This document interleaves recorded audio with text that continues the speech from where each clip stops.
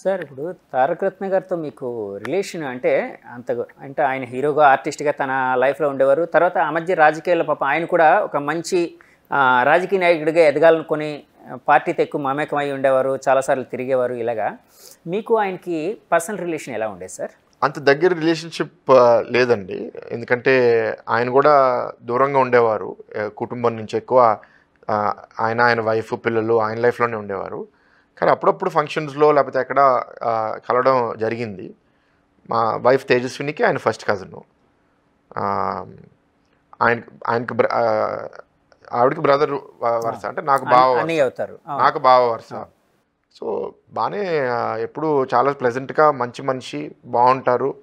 ఎప్పుడైనా సరే నాకు మంచి మనిషిగా అనిపిచ్చాడు. సో, మంచి మనిషి చనిపోవడం అనేది బాధాకరం. యాక్చువల్‌గా 'తారక రత్న' గారి మా అంటే అంతర్ధానం యాక్చువల్‌గా గుడివాడలో ఒక నాయకుడిని ఎదుర్కొని ఒక మంచి నాయకుడిని కోల్పోయింది అని పార్టీ అని కూడా అప్పట్లో వినిపించింది. ఎందుకంటే ఆయన ఆకాంక్ష గుడివాడలో నిలబడాలి, కొడాలి నాని గారి మీద నిలబడాలి. సో పార్టీ పరంగా, కుటుంబ పరంగా ఒక రక్షణగా ఉండాలని ఆయన చాలాసార్లు భావించారని మీ నాయకులు చాలా మంది చెప్తూ నాకు ఉంటారు. యాక్చువల్‌గా తెలీదండి. కానీ ఆ పాలిటిక్స్‌లో ఇంట్రెస్ట్ ఉంది. ఎందుకంటే లోకేష్ అన్న పాదయాత్ర లాంచ్ డే వచ్చి అంత యాక్టివ్‌గా ఉన్నారంటే ఇంట్రెస్ట్ చూపించినట్టే. ఓకే బట్ మీరన్నట్టు ఆ ఆశ రియలైజ్ అవ్వలేదు. ఆ ఆశ ఆశగానే మిగిలిపోయింది. సార్ మీరు లోకేష్ గారితో అంటే మీరు ఆయన కో బ్రదర్స్ ఎక్కువ పార్టీ పరంగానే గడిపిన సందర్భాలు ఉన్నాయా, లేకపోతే కుటుంబ పరంగా ఎక్కువ ఇంటరాక్షన్ ఎక్కువ ఉండేదా? పార్టీ పరంగా చాలా తక్కువ. కుటుంబ పరంగానే చాలా ఎక్కువ. ఎందుకంటే మామూలుగా తేజస్విని లేకపోతే బ్రహ్మని మా పిల్లలు ఆ ఎన్వైరన్మెంట్లో కలిసినప్పుడు అసలు పని గురించి లేకపోతే రాజకీయం గురించి చాలా తక్కువ మాట్లాడతాం. మిగతా విషయాలు పిల్లలు ఎట్లా పెరుగుతున్నారు, సమాజం ఎట్లా ఉంది, ఆ విషయాల మీద ఎక్కువ మాట్లాడతాం. కానీ అంత సీరియస్నెస్ అప్పుడు ఉండదు. పాలిటిక్స్ గురించి, వర్క్ గురించి మాట్లాడాలంటే నేను సెపరేట్గా 1 to 1 కలిసి మాట్లాడుకుంటాను. ఓకే. అలాగే మీరు రాజకీయాల్లో వచ్చినప్పుడు అంటే టీడీపీ పార్టీ పరంగా కొన్ని నిర్ణయాలు తీసుకునేటప్పుడు మీరు అన్న ఒక మాట మీకు చాలా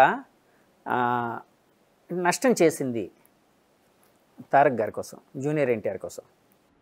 ఎలా నష్టం చేసింది అంటే అప్పట్లో మీరు అంటే తారక్ అభిమానులు, జూనియర్ ఎన్టీఆర్ అభిమానులు మీకు దూరం అయ్యారు, లేకపోతే టీడీపీ పార్టీకి కొంత దూరం అయ్యారు అని అప్పట్లో వినిపించిందండి.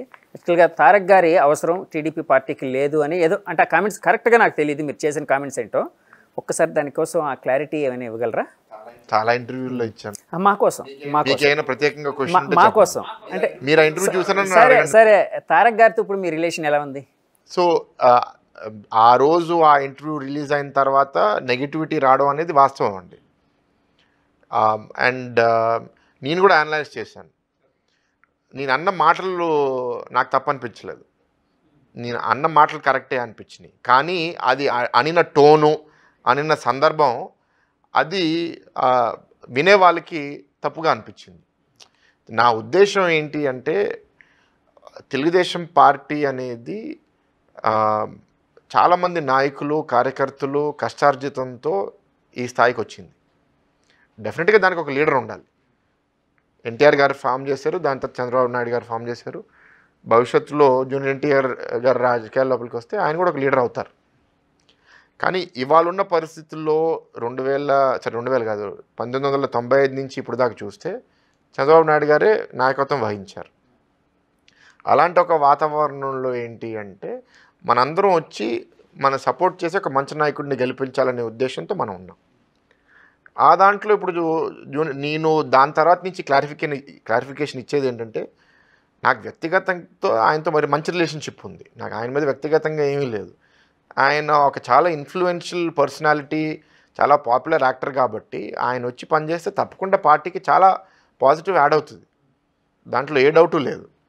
కానీ ఆయన ఇవాళ అంత సక్సెస్ఫుల్ మూవీ కెరియర్ని వదిలేసుకుని అప్పుడే వస్తారు అని నేను అనుకోవట్లేదు. ఆయనకి ఎప్పుడన్నా రావాలని ఉంటే ఆయన వస్తారు. అసలు ఐఎమ్ నాట్ ద డిసైడర్ కదా. ఇప్పుడు నేనెవరిని పార్టీలో నా ఎంపీ టికెట్ తెచ్చుకుని నేను పోటీ చేయాలని నేను ఆశిస్తున్నాను. పార్టీ ఇది చేయాలి, పార్టీ అది చేయాలని చెప్పే స్థాయిలో నేను లేను. మాకు పర్సనల్ బంధుత్వం ఉంది కాబట్టి దాని ద్వారా ఏదైనా చనువు ఉండి మీరు రావాలి పర్సనల్గా ఆయనతో మాట్లాడుకోవచ్చు. కానీ ఒక పార్టీ పరంగా మీరు నా అభిప్రాయం మాట్లాడుతున్నారంటే ఇప్పుడు పార్టీ లీడర్ చంద్రబాబు నాయుడు గారు హీఈస్ ఓపెన్. మనకి ఎంత బలం వస్తే అంత మంచిది. అండ్ మన శ్రేయోభిలాషులు ఒక ఇన్ఫ్లుయెన్షియల్ పర్సనాలిటీ వచ్చి చేస్తే ఇంకా మంచిది. There is no problem at all. Balakrishna garu అంటే ఇప్పుడు మీ మిసెస్ గారు, ఈ సంబంధం ఈ పెద్దవాళ్ళ ద్వారా వచ్చిందా, లేకపోతే మీరు ఇంత పెళ్ళికి ముందు మీ మిసెస్ గారిని ఎక్కడైనా చూసారా, అట్లా ఏమైనా అంటే ఆ విధంగా ఏమైనా? మొన్నే దీని మీద ఒక 5 నిమిషాలు ఇంటర్వ్యూ మీద క్లారిటీగా చెప్పానండి. మీకు ఆ ఇంటర్వ్యూ లింక్ ఇస్తాను, మళ్ళీ మీకు చెప్తాను. అంటే కాదండి, మేము వేరే లింక్స్ చూడం, మా లింక్స్ మాత్రమే చూస్తాం, మా వ్యూవర్స్ ఎప్పుడు మావి మాత్రమే చూస్తాం. నాకు చెప్పి బోర్ పడుతుంది. సో ఆ పర్టికులర్ నా అంటే నేను సరే అండి, అది పక్కన పెట్టండి సార్. బాలకృష్ణ గారు అనగానే బయట ఒక రకమైన ఇమేజ్ ఉంది సార్.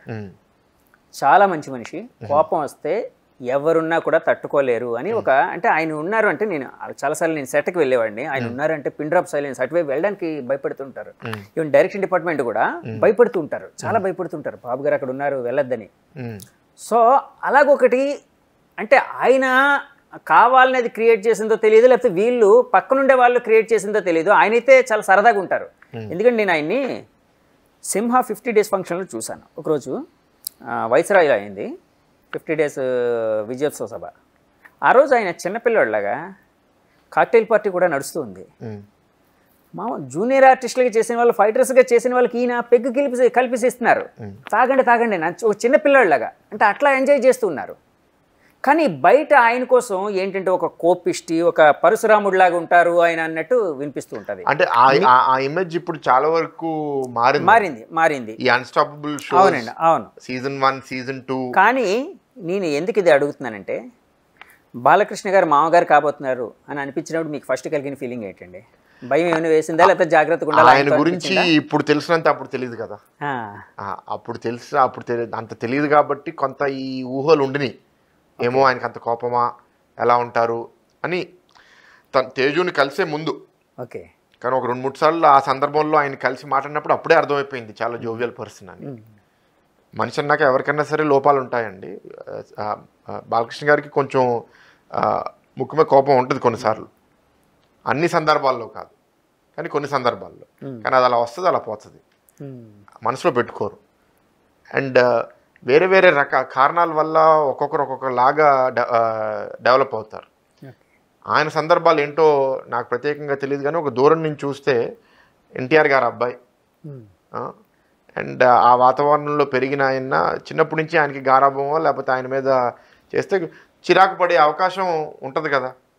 ఇప్పుడు ఆపరేషన్ లేకుండానే మోకాళ్లకు ప్లాస్మా ట్రీట్మెంట్. మీ ఆర్థోపెడిక్ సమస్యలన్నిటికీ రోబోటిక్ టెక్నాలజీ ద్వారా తక్కువ ఖర్చుతో శాశ్వత పరిష్కారం. ఫ్రీ కన్సల్టేషన్, ప్రతి ట్రీట్మెంట్ పై 20% డిస్కౌంట్. ఈ ఆఫర్ కొద్ది రోజులు మాత్రమే, త్వరపడండి. V9 hospitals 9281465842.